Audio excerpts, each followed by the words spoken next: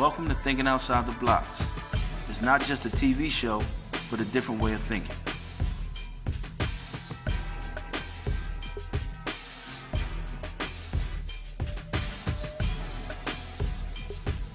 A way of thinking that leads us to be self-sufficient, self-reliant, and self-employed. Join us as we walk in the shoes of those who are paving their own way to success. You always hear of the glory of business success. Now we show you the story, thinking outside the blocks. This week on Thinking Outside the Blocks, we take an inside look at Pinot Boutique, a smorgasbord of wine accessories, classes, and private parties for both the wine connoisseur and the aspiring novice. And also Blu Sole Shoes, an exclusive shoe retailer housing some of the most unique and exclusive styles found anywhere. Join us as we think outside the blocks. Welcome to Thinking Outside the Blocks. I'm Jameel Worthy. I'm here with Dan Soskin of Pinot Boutique. Dan, welcome to the show. Thanks, Jameel. You have a very nice place right here. It's down here in Old City in a great location.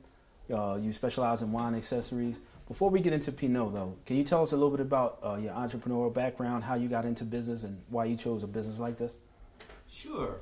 Well, it started when I was very young. My father was an entrepreneur. He had his own business, and he used to kind of brainwash me a little bit. Told me that Okay. It's the best profession. It's better than being a doctor, or lawyer, construction worker, or anything. He loved working for himself. I got into the environmental thing. Okay. It was my first store in '93. I opened that. And that was in New Jersey. Had that for a number of years. And really, a lot of people think, they only know me from Pinot. Right. My current store that I created in 2006, we opened here. So we've been here 5 years now. Okay. And I got into this actually not out of a passion for wine, believe it or not. Okay. A lot of people think it was all about, loving wine first. Right. But for me, it was more about the business idea. Okay. So I got the business idea, then I got into wine. Right. Now, there's all types of wine connoisseurs all over the world. There's a lot of people that really enjoy wine, socially. Times of business, people don't realize that a lot of times it is hard. It is a struggle. Everybody usually sees the lifestyle and they think everything's success because it looks great here. But when did you know, okay, this was a viable business, we're getting a lot of customers, this is a great business? About 10 minutes ago.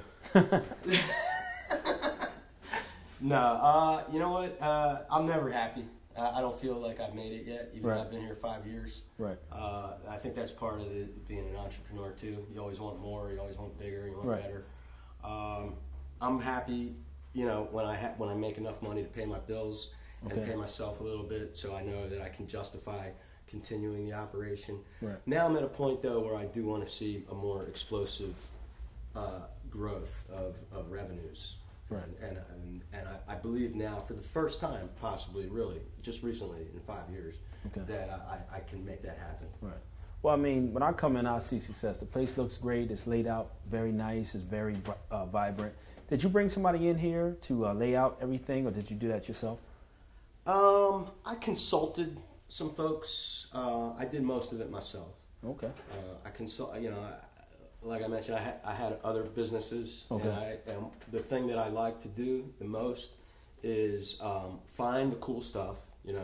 I go to shows, I travel. I'm always looking for cool stuff to sell, to offer to the public, and then also putting it out, laying it out, merchandising it in a way that is appealing, that interests people. But I did, I did bring in a couple people to help me get it off the ground, because once I had the idea, I put it together really fast. Okay. Literally, it was like 6 weeks. Okay.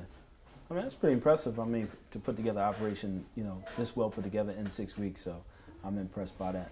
Now, your website. I want to talk about your website. I went on it. It's just like the store. It's very vibrant. It's very colorful. Now, how much business do you get from your website? Is that an important piece of your business? It is. It's an important piece of our business. Right now, it lets people know about our events and our classes, right? And our private parties. And it's just starting to. We just launched the e-commerce portion of the site, recently.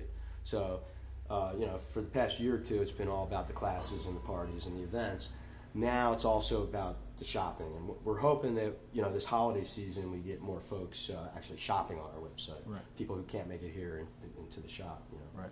Now with the holiday season coming and being in this location in the old city, I'm assuming you get a lot of tourists come in. We do. It's we're in the historic district. Yeah, we get a lot of tourists from all over the country, all over the world. Right. I mean, I know wine is very popular, like in Southern Europe, so to speak. I know a lot of people drink it every day, sometime at lunch. So do you get a lot of people from, say, maybe France or Italy that come in and they just really frequent the store when they're in this area? Yes. Yes, definitely. And it helps that we have a lot of BYOs around us. Okay. It's funny. A lot of people, even tourists from our country, they're not used to BYOs. They don't know what that is. So they go to a restaurant and they're shocked that they can't buy a bottle of wine to go with the meal. Right. So then, we have 4 or 5 really top BYOs right around here, and the owners, we've gotten to know each other. They've come in for tastings. They've tasted our wines, and they're very happy to send their customers here to buy the wines. Right. So it works out. The tourists show up. They're like, "What do you mean you don't sell wine?" Right. So, Right. Go down to Pinot. It's right down the street. Right.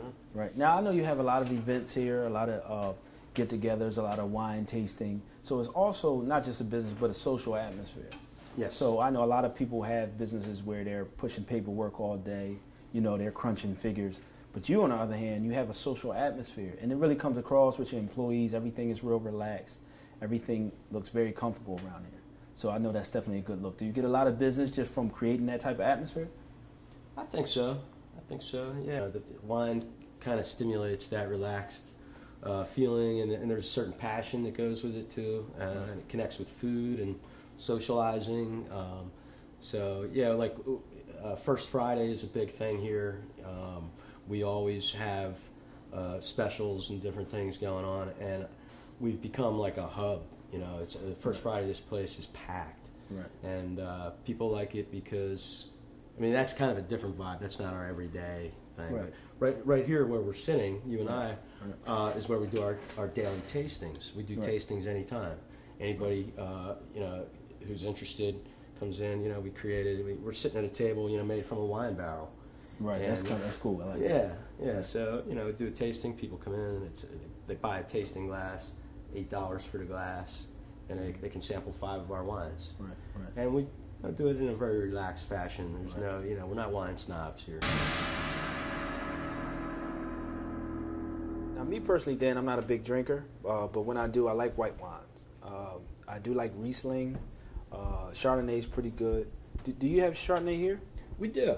Yep, we have Chardonnay right here. We have our Haywagon Chardonnay, which is an unoaked Chardonnay, and we have our regular Chardonnay, which has been oaked in American barrels for 1 year.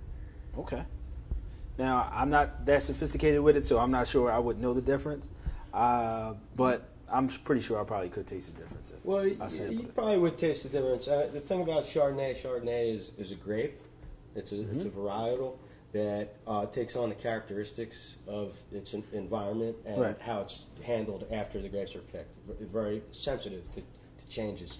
So, for example, when you put it in oak, like this one, it actually picks up some of the flavors that come from the wood, from the barrel. Right. And that's where you get the like a little bit of cinnamon, maybe a little vanilla, a little creamy, kind of buttery flavor.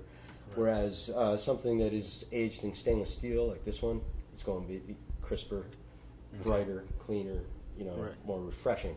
Right. So it really depends, what you're eating and what your mood is. They're both very good. Right. I think I would go with the wood with the barrels. I'm more of like one of those natural kind of tree hugger guys. You know what I mean? Okay. So I'd probably like that one. Okay. Yeah, that sounds good. Right. This one actually comes in a bottle or in a can. Okay, I've never seen that. Okay. Yeah, it's pretty unique to us. Paradox Vineyard is the winery that we work with. They're the ones with the pink cans. Okay. We sell them here at Pinot. We're their outlet basically in Philadelphia. Wow. Okay. And the Chardonnay comes in either way.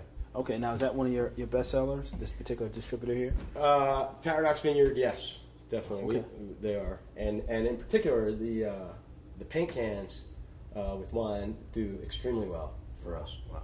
Yeah. Dan, we're down here in the cellar at Pinot. This is a gorgeous setting here. It's very nice, very relaxed too. I mean, you almost forget that you're actually in a store. It's like you at a friend's home or something like that. Now I understand you have classes and stuff like that. Do you have that down here? Yeah.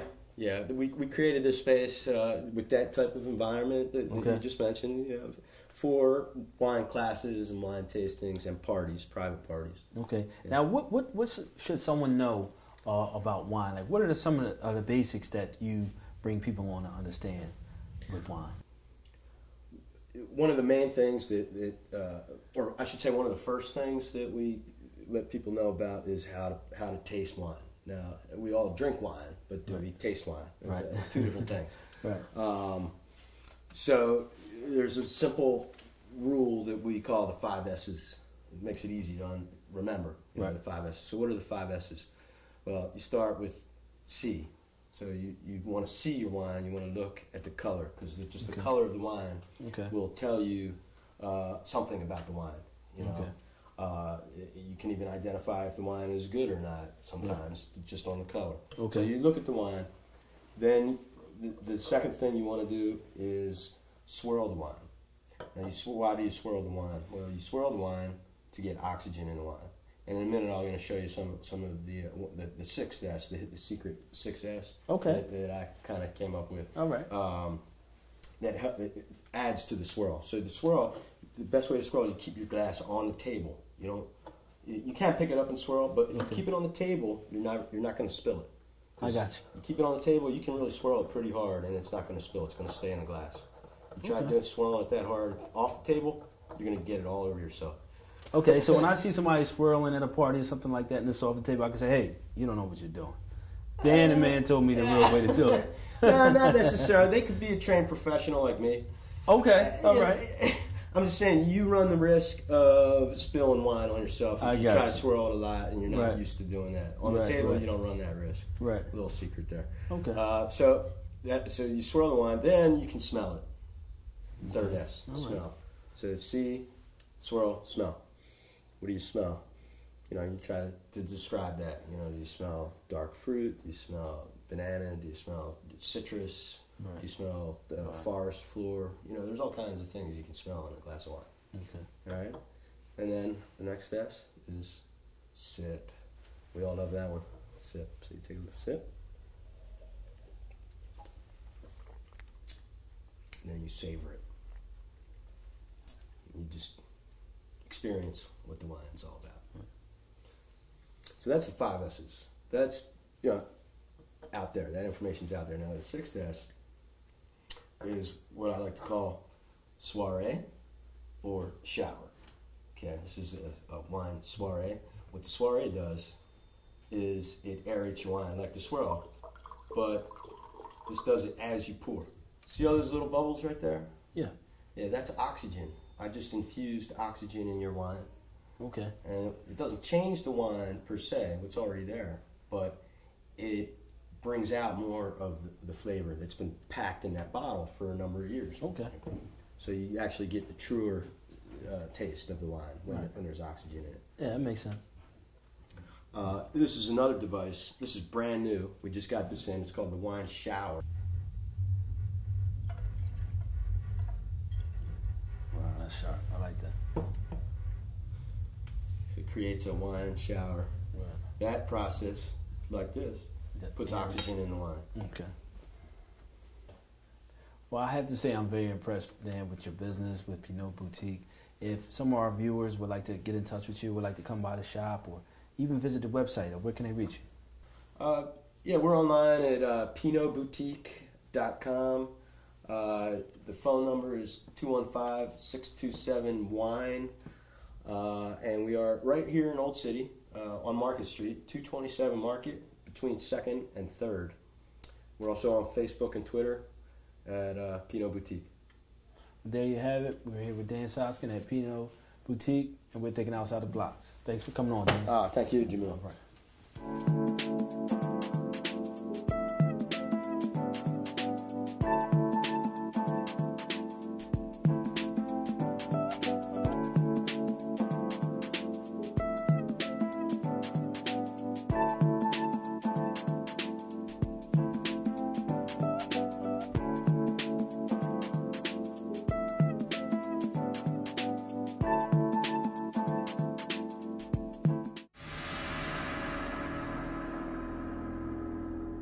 Welcome to Thinking Outside the Blocks. I'm Jameel Worthy. I'm here with Steve Jamison of Blu Sole Shoes. Steve, welcome to the show. How are you, sir? Blu Sole Shoes. Yes. Great store, great location, great product. But before we get into that, can we talk a little bit about your background and how you got into business? I've been interested in shoes really ever since I was a kid, probably around the age of 5 or so. My mom bought me my first pair of, I'd say, fashion shoes, which were a pair of brown and tan Pierre Cardin shoes. And ever since then, I was hooked. And I've always wanted to own my own shoe store, since I was a kid. And, here I am, years later, owning my own shoe store. So. Okay. I see such a wide range of shoes, from casual to dress. What inspired you to have such a wide selection? Because I have never seen such a broad selection like this. Well, because I do like shoes. I'm really passionate about shoes, about the techniques in which they're made, the designs, just many aspects of the shoes and footwear and how they look on people, how they translate into how the person looks and what the wearer is trying to convey, the message that they're trying to convey. Okay. But for that reason, because I do love shoes and I'm passionate about it, yes. I don't look for, or let's say, to fill an overall need. Okay. But just when I find something that I like, be it a casual shoe, an exotic-looking shoe, a dressy shoe, if I like it, I bring it into the store. Okay. Now, anyone who walks by the front of the store, just by looking at the models that you have in the window, can tell this is not your average shoe store. Right. Now, do you pick all the styles yourself? Yes, I do. Okay. Now, what is that process? Do you do it by web, or do you actually go to certain trade shows or different places to pick out styles? No, it's not a web-based business. It's always hands-on, first-hand experience. You go to different trade shows, you go to showrooms, you go to designer showrooms to pick out merchandise, to look over the merchandise, place your orders that way. It's always hands-on. Okay. Now, some people sacrifice comfort for the style of the shoe. I always thought that was a no-no. I was always under the impression that an expensive, well-made shoe is a comfortable shoe. Right. Is that true? What are your thoughts on that? Not necessarily. I mean, in some cases, you do sacrifice comfort for style, okay. But in most cases, you really shouldn't have to. In most cases, it's really about the fit, making sure you get the proper fit for the shoe that you're looking to buy. And if it doesn't fit properly, you just don't buy it. Right, I got you. Now, what's the process as far as coming in and getting the right fit? Because a lot of people have different widths of their foot. Yes. Is there certain styles that fit certain people that they should stick to? Really depends on the way the shoe is designed. Okay. In most cases, let's say in today's fashion trend, you have shoes that are more tapered in the front. Right. But it doesn't necessarily mean that the shoe fits narrow. And in fact, in most cases, it doesn't fit narrow at all. It doesn't fit any, let's say, more narrow than let's say a more traditional style of cut shoe. Okay. It's just tapered in the front, so it's a little more elongated. And okay. Again, it's really just a matter of getting the right fit.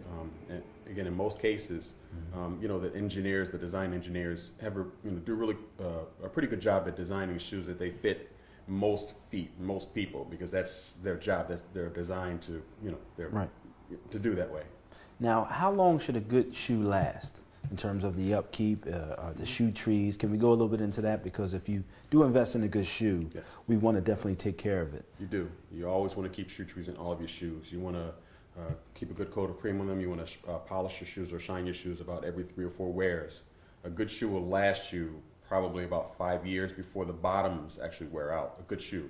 Okay. And that's with good care and good rotation as well. You don't want to wear one shoe every day of the week. You want to have at least 4 pairs of shoes that you can kind of rotate out of circulation on a continual basis. Right. With that kind of use and care, they'll last about 5 years before you have to have the bottoms resoled. Okay. Uppers should last you a lot longer than that. Okay. Now, what impressed me most about Blu Sole is the fact that you only carry 1 pair in each size of each style shoe. Correct. So, if you come here to Blu Sole Shoes and you find a pair that you like, it's very important for you to understand that you'll probably never see someone with that same shoe. Exactly. Now, is that important to some of your clientele, that they get some exclusive shoes and feel special about what they have on their feet? Definitely. It is important to my clientele because they spend a lot of money for the shoes. Even for the shoes that are not so expensive, they come here because they're looking for something unique. And when there's a lot of it available, it ceases to become unique. It ceases to be unique. So it's important to me as well. Right. Now, location. You're in a great location. You're right here in Center City, down the street from Boyd's and a few other high-end stores. Yes. Is that a big part of your business as far as availability? It is. It is. I get a lot of, let's say, spillage from Boyd's and other retailers in the area.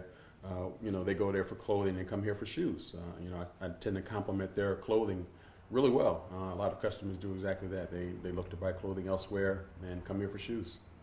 Now, you got into it, initially you had a passion for shoes Mm-hmm. as a young man. Yes. It's great to be able to go into business and do something that you really love. That's really important. Yes. Now, as far as running your own business, what trials and tribulations have you been through, or what can you do to save some of our viewers time in terms of mistakes that they can avoid, would you say? Well, the first thing I'd say is if you're thinking about going to business for yourself, don't do it because it's really, really tough. It's really, really difficult. I also say this, if you're the type of person who would stop after someone giving you that advice, then you're not the person for entrepreneurship. Right. If you're the person who would pursue it afterwards, then you're probably the person for entrepreneurship. Right. Anyone who is willing to press forward to overcome obstacles is probably the right-minded person to go into business for themselves. First and foremost, you trust your instincts, you prepare yourself financially, get rid of any kind of personal debt you may have, and make sure you save enough money for at least a 4 years operating of that business. That means personal expenses and company expenses. If you can't do that, then don't bother. Steve, along with a nice shoe, it's important to have some pretty nice accessories to go along with it. Yes, and you sir. offer other things. Can we talk a little bit about some of the accessories? I'm seeing cologne here, some nice timepieces. Mm-hmm. Yep, well, we do carry colognes, again, some watches and cufflinks as well. And it actually started off as sort of a test. My wife was always encouraging me to wear colognes or use colognes. I just never wore them. And one day I was at a trade show and they offered colognes of one particular vendor. And I figured I would just bring a few in just to test the market and see how it would go. And it actually took off pretty well. And from there, kind of expanded into the cufflinks and now watches as well. And actually, we plan to expand even further this Christmas season. Okay. Now, I also see some belts over here. I definitely wanted to take a look at a few of those. They're very nice. I've never seen some of the ones that you have now. Mm-hmm. Are they one make that makes all of them, or you go with different designers, or what? No, definitely different designers. And in most cases, they complement the shoes that I carry. And it completes the look. I mean, generally you want to try to match your shoe with match your belt with your shoe. It doesn't necessarily have to be that way. Something could actually complement it, but not be exactly like it. Right. But definitely it completes the look. It just makes for a total, a total ensemble. Right. It's nice to know that a customer can actually come in and get some advice and how to accessorize everything and to match up everything. Everybody's not a fashionista. Yes. But it's good to know that you do have that background and you can give us a little bit of advice in a way to look good. So we definitely appreciate that as well. Yes, sir. I like this. Do you have this, Steve? You have this in the 12?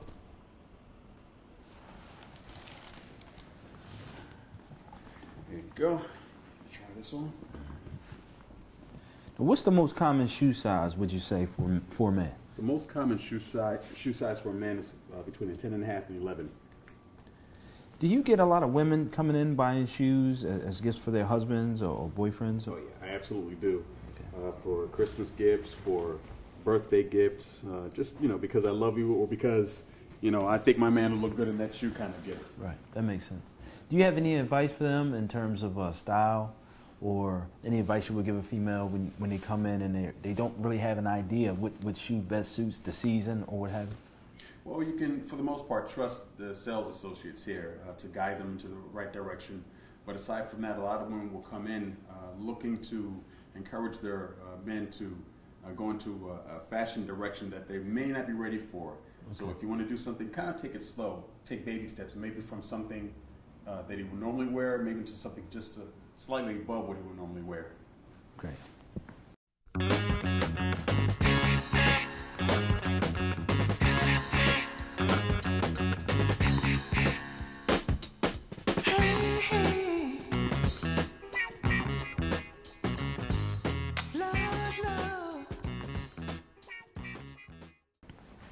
Now, I personally have a wide foot.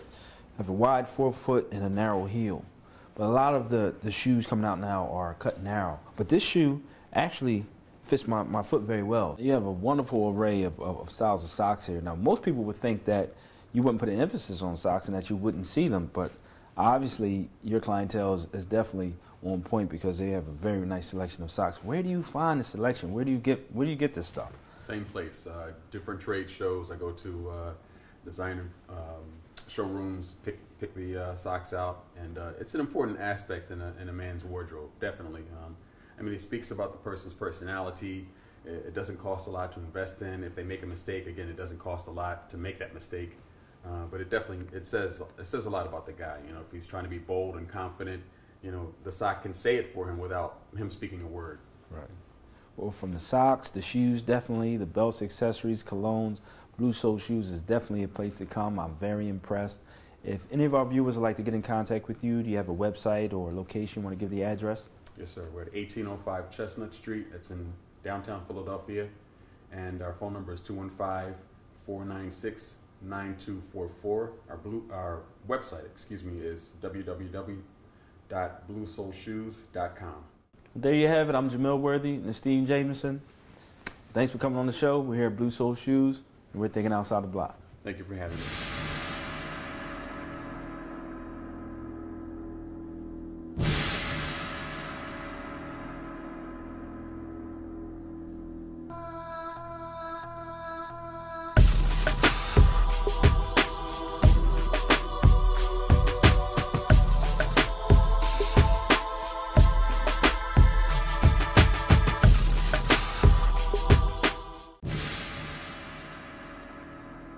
Feel like I've made it yet, even Right. though I've been here 5 years. Right. I think that's part of being an entrepreneur too. You always want more, you always want bigger, you want Right. better. First and foremost, you trust your instincts, you prepare yourself financially, get rid of any kind of personal debt you may have, and make sure you save enough money for at least a 4 years operating of that business. That means personal expenses and company expenses. If you can't do that, then don't bother.